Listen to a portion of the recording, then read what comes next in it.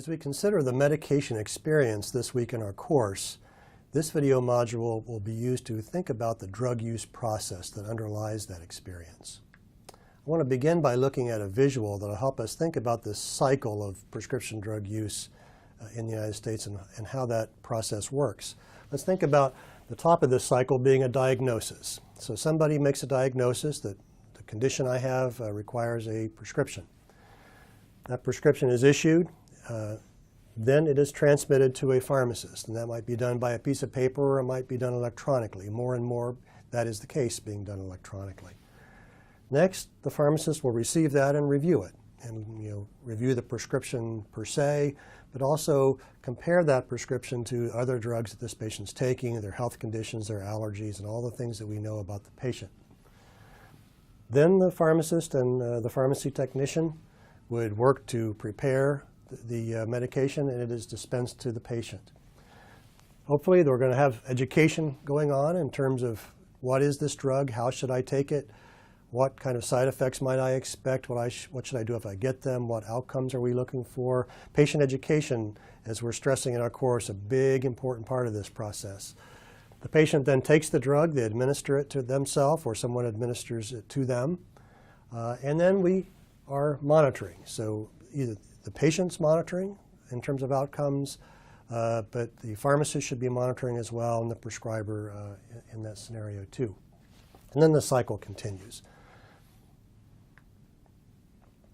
Well, the cycle that we just described sounds kind of simple. Lay it out there in a figure, but obviously there are sometimes many concerns about that cycle.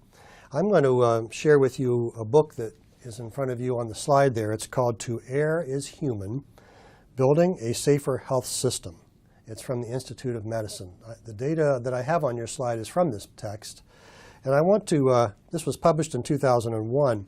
I mentioned this to you because this book, I think, really did a lot to kind of raise visibility of the problem of medical errors in general, but then we'll think about medication errors in particular. I want to just read a few things from this text to you. In the executive summary, they say that at least 44,000 Americans die each year as a result of medical errors. That was in 2000. The number may be as high as 98,000. More people die in a given year as a result of medical errors than from motor vehicle accidents, breast cancer, or AIDS. So that's a huge issue in our healthcare system. And furthermore, later on in the book, they talk about selected strategies to improve medication safety. Selected strategies to improve medication safety. And among those things that they list are these four. Pharmaceutical decision support, meaning what sorts of support is given to the prescriber when he or she is making a decision of which drug to prescribe. And we talked about the pharmacist becoming more and more involved in that process. Pharmaceutical decision support.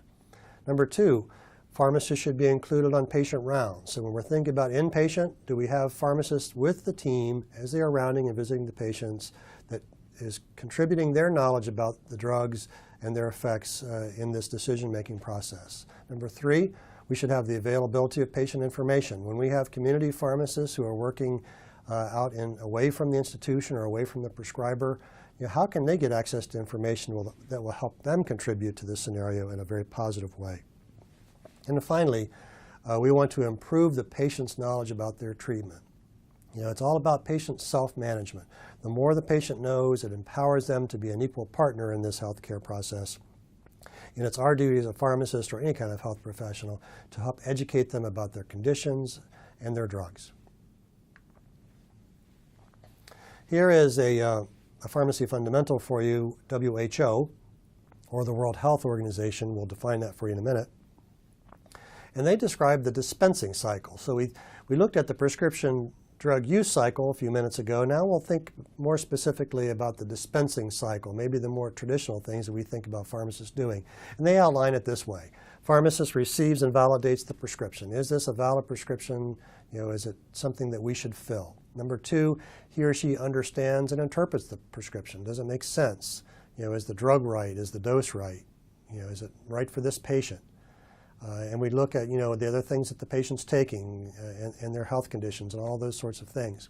Number three, we're going to prepare this product. We're going to label it, the medication for the patient. We're going to make a final check of that prescription. We're going to have lots of record keeping about what we've done. We talked about documentation being important last week. And then finally, we're going to issue this medicine to the patient and educate them about how to take it. This is the dispensing cycle. One of my missions in this course is to make you understand that this is important for sure. But we're going to layer other sorts of processes like medication therapy management and the like around this dispensing cycle, which are equally important as well. And then also in this particular module, I want us to think not only about the drug use process, but I want us to think about what we can do to improve the drug use process as a consumer. What can I do to get the best results from the drugs I am taking and avoid the downfalls? I've got a document in front of you here on the slide called Your Medicine, Play It Safe. It's published by the Agency for Healthcare Research and Quality in conjunction with the National Council on Patient Information and Education. If you Google Your Medicine, Play It Safe, you can find this document free online. And it contains 4 key things that consumers can do, and it really fleshes those out in much more detail.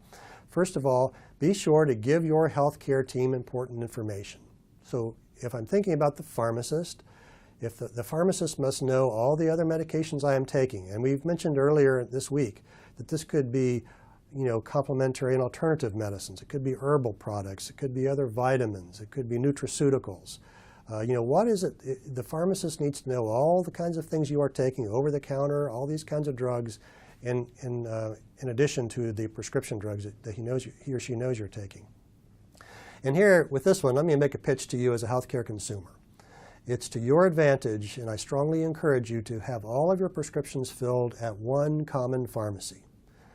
Pick that for whatever reason you want, but use one pharmacy to have your prescriptions filled. And that's because that person will then know all the different drugs you're taking and be prepared to serve you best in terms of that holistic picture. Secondly, and in terms of giving information to your healthcare team, it's about the drugs, but it's also about your health conditions. What are your allergies? What does this person need to know to serve you best? Maybe I happen to be pregnant at the time. I'm having changes in my health status. Give them information to help you better. Number 2, they encourage you to get the facts about your medicines, and that really means listen to your healthcare providers and maybe more importantly, ask questions. Don't be afraid to ask questions of your prescriber and your pharmacist. That's what they're here for, is to help you. If you look at this document, if you care to look that up, you'll see that they even give you sample questions you can ask that might be helpful to you to prepare for that encounter. Number 3, the advice from Your Medicine, Play It Safe is to stay with your treatment plan. We've talked about medication adherence already in this course. It's a big issue. It's a simple issue, really. It's not rocket science. If we simply learn how to take our medications correctly and do it, we can make ourselves have a better health outcome. And when we don't do that, often we suffer. So, stay with your treatment plan. If you have questions about that treatment plan, confer with your healthcare team. And finally, keep a record of your medication. When we talked about medication therapy management earlier, we talked about having a patient's medication record that they would carry with them. This is the same thing. You got to have a list of your drugs, be able to share it with others. There's actually in this pamphlet that you can download a little form for you to do exactly that. Our pharmacy fundamentals for today, and there are actually 2 institutions. One of them is the Institute of Medicine, and this is IOM. I want you to know what IOM is. You'll hear people talking about IOM in your career now and later. The Institute of Medicine is an independent, nonprofit organization that works outside of government to provide unbiased and authoritative advice to decision makers and the public. It was established in 1970, and the IOM is the health arm of the National Academy of Sciences. You can learn more at iom.edu. IOM it's a great honor to be asked to serve on IOM. These are some of the great health thinkers in our country, and they help advise our Congress and they help advise us as a public. And here's another one, institution, World Health Organization, or WHO. You've probably heard of World Health Organization. Maybe you have some feeling about what it is. Let's describe it maybe in a little bit more detail. WHO is the directing and coordinating authority for health within the United Nations system.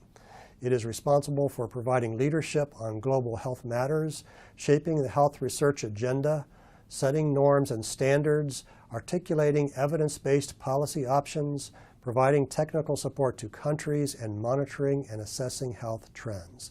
Learn more at who.int. Here's my question I'd like you to think about in this week's discussions. What do you consider to be the weakest links in the medication use process? And remember, we've talked about diagnosis, prescribing, transmission, reviewing, dispensing, educating, administering, and monitoring drug therapies. What are the weakest links in this cycle? It's been fun being with you today. I look forward to seeing you soon.